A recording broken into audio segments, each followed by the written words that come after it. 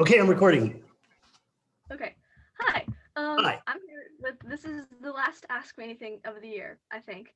I'm here with Mr. Boncheff, and we're gonna do the last Ask Me Anything. So, our first question is, how are you? I'm doing fantastic, thank you. This is, well, it's Wednesday right now, so I can say we have one more Wednesday till the last day of, or till the end of the school year, so that's kind of nice.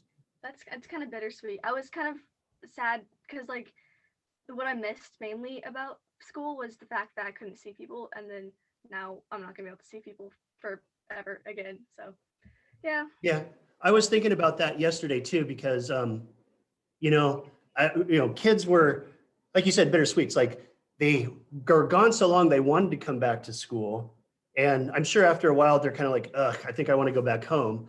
But, deep inside, they're probably thinking, they're probably sad that the school year is going to end because, Yeah. they miss seeing people. But hopefully, if people get vaccinated, more people, and if people, kids can get vaccinated, then you can probably, see your friends more in the summertime.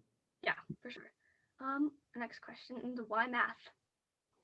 Wow, that's a long story. Well, I can shorten it up. So when I went to college, my first degree was in psychology because, believe it or not, I wanted to help people with their problems.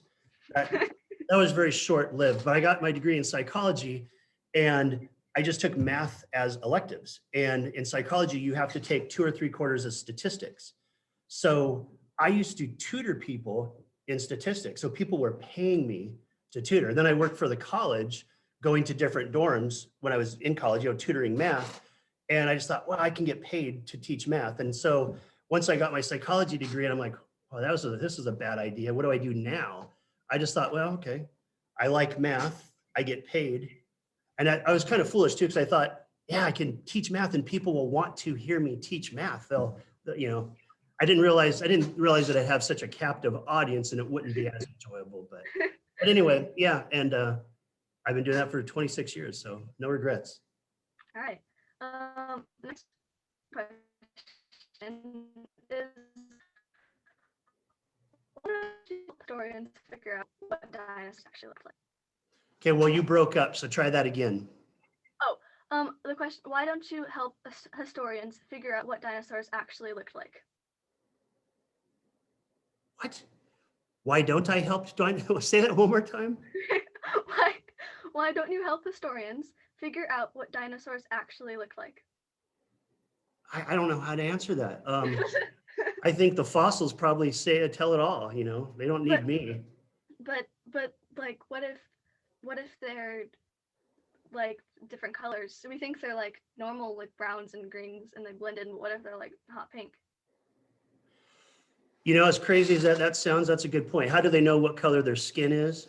Yeah, this is not my question. I was not the one who came up with this, but well, I would say it's interesting because, based on what I have learned, I don't know if it's changed, but when you look at the evolution of certain animals that we have today and reptiles, that have, supposedly evolved from dinosaurs, you can look at the colors they have now and kind of, make that assumption. yeah. But the thing that's interesting is when you think about flying animals, I don't know if back then there was a bird called the Archaeopteryx, I think, and they have fossils of it, but when they have pictures of it, the feathers are all pretty colors and all that. And it's like, okay, well, how do they know what colors the feathers are? Right. So, I mean, I think there's just kind of a best guess by looking at what we have now. Yeah. If you didn't teach math, what would you do? And would there be a different subject or an entirely different career? Bounty hunter. All right. Favorite band? Oh, wow. That's an impossible to answer. I mean, with one, I mean, I drum, so I look at bands that have awesome drummers or that did. So, and I don't know if I can say that Rush is my favorite. I mean, they are incredible. They might be my favorite band because Neil Peart, rest in peace, was one of the best drummers ever. But then you have some drummers that really kind of go unsung, like Nick Mason from Pink Floyd, fantastic drummer. And Ginger Baker from Cream, I mean, he's magnificent with timing and, so there's some that I would probably say those 3, and Led Zeppelin, John Bonham was a really good drummer. But then if you go into like 80s rock, you can go to was it Tom? Yeah, Motley Crue, Alex Van Halen, great drummer. But I think the first ones I mentioned, probably, those are my favorite.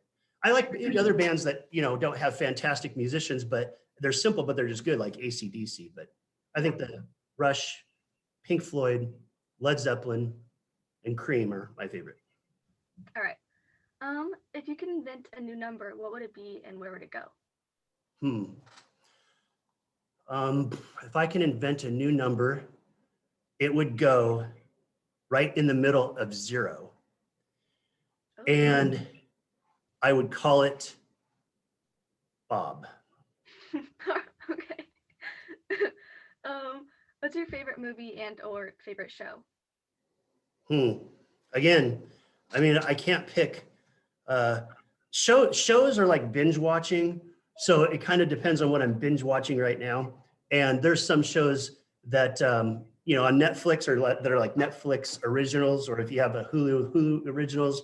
But there's one I'm watching right now called Travelers, which is a time travel thing, and that's pretty cool. Then there's the Jack Ryan. So I think it's just, I find a show I like and then I binge watch, and that's my favorite show at the time. Yeah. But as far as movies, it has to, as you know, be Star Wars. But then, the next toss up on either side, that would be Lord of the Rings or Harry Potter. So What Star Wars movie out of all of them?